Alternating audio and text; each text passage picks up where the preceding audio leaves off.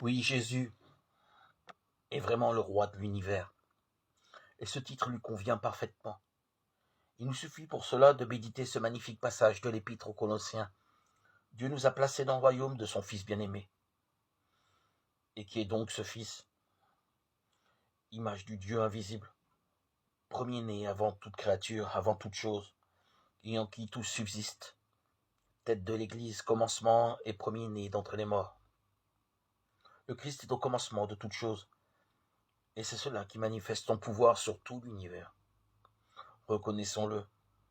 Cela n'a pas grand-chose à voir avec les représentations très terrestres que nous nous sommes faites ou que nous nous faisons encore de sa royauté.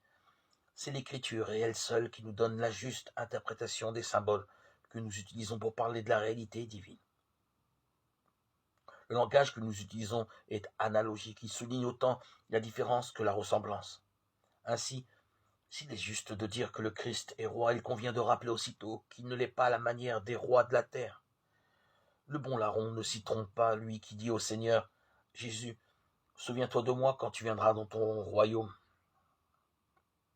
L'important pour nous n'est pas de proclamer simplement que Jésus est roi, mais de faire que Jésus soit roi dans notre vie, de traduire cette affirmation dans les éléments les plus quotidiens de notre existence. Un seul exemple. Nous affirmons à juste titre que par le baptême, nous devenons prêtres, prophètes et rois. Comment, fort de la méditation sur le fait que le Christ est roi, comment sommes-nous rois? Tout simplement en imitant notre roi et donc en étant serviteurs. C'est ainsi que nous en recevons la grâce.